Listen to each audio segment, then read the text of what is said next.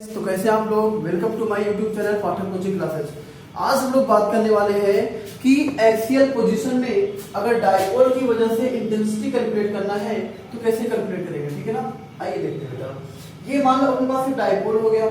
Dipole में दो charge होते हैं, एक तो प्लस क्यू चार्ज और दूसरा माइनस क्यू चार्ज। डायपोल के बीच की डिस्टेंस कितना होती है टोटल, तो ये होता है।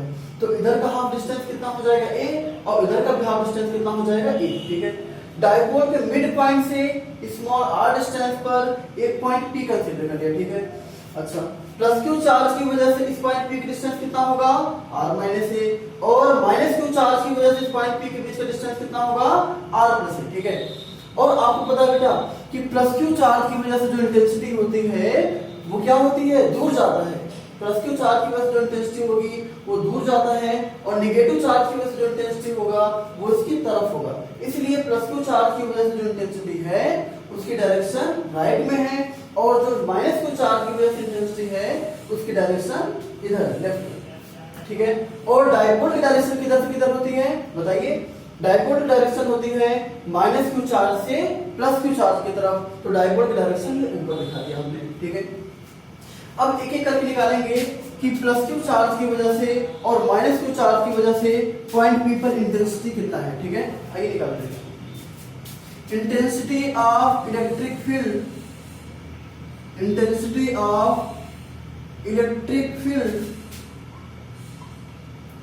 Due to plus Q charge. Plus Q charge की वजह से इंटेंसिटी कितना होगा बताइए। E plus Q is equal to 1/4 pi epsilon naught Q upon plus Q charge से P की डिस्टेंस कितना है R माइनस ए, तो हो जाएगा R माइनस ए का whole square into P cap. ये डायपोल की डायरेक्शन में है बेटा, इसलिए इसको हमने पॉजिटिव में लिया। बट निगेटिव चार्ज की वजह से जब इंटेंसिटी आप निकालेंगे तो वो निगेटिव हो जाएगा। कैसे, intensity of electric field due to minus Q charge, due to minus Q charge कितना होगा E minus Q is equal to 1/4 pi epsilon naught Q upon minus Q charge से पॉइंट P की distance कितना है R plus a, तो Q upon R plus a का whole square into P cap. और साथ में बेटा माइनस क्यू चार्ज की वजह से जो पॉइंट P पर इंटेंसिटी होगी वो माइनस में होगा। क्यों, क्योंकि ये डायपोल की डायरेक्शन के अपोजिट है। ठीक है, अब हम लोग निकालेंगे कि पॉइंट P पर नेट इंटेंसिटी कितना है। ठीक है, आइए निकालते बेटा। Net intensity, net intensity at point P, point P पर नेट इंटेंसिटी कितना होगा बताइए। E net is equal to, दोनों इंटेंसिटी बेटा ऐड कर दीजिए आप लोग, तो कितना हो जाएगा 1/4 pi epsilon naught Q upon R minus ए का whole square into P cap minus 1/4 pi epsilon naught Q upon R plus a का whole square into P cap. दोनों में कॉमन कितना है बताइए। एक तो 1/4 पाई एप्सिलॉन नॉट यहाँ भी है, यहाँ भी है, और Q यहाँ भी है, Q यहाँ भी है, पी कैप भी दोनों में कॉमन है। तो जो चीज, जो टर्म्स बेटा सब में कॉमन है उसको बाहर निकाल लीजिए। ठीक है, कॉमन करिए कितना, क्या क्या कॉमन है। एक तो 1/4 पाई एप्सिलॉन नॉट कॉमन है, और क्या कॉमन है, Q भी कॉमन है आपका। ठीक है, क्या बचा 1/R माइनस ए का whole square minus 1/R plus a का होल स्क्वायर। ठीक है, और बाहर यहाँ पे कॉमन कर लेंगे पी कैप। ठीक है बेटा, आइए देखते हैं इसके बाद 1/4 पाई, ये Q इधर कर लीजिए, ये हो जाएगा Q upon 4 pi epsilon not. यहाँ पे एलसीएम ले लेते हैं तो कितना हो जाएगा R square minus a square का होल स्क्वायर। ठीक है, इसका क्रॉस मल्टीप्लाई इधर करिए और इसका क्रॉस मल्टीप्लाई इधर करिए, तो इसका मल्टीप्लाई जब आप इधर करेंगे तो हो जाएगा R प्लस ए का whole square minus R minus ए का whole square into P cap. ठीक है, ये हो गया Q upon 4 pi epsilon naught. इसको सॉल्व करेंगे तो कितना आएगा R square plus a square plus 2AR, और इसको सॉल्व करेंगे तो R square plus a square minus 2AR। ठीक है, और नीचे कितना हो जाएगा R square minus a square पूरे का होल स्क्वायर। ठीक है,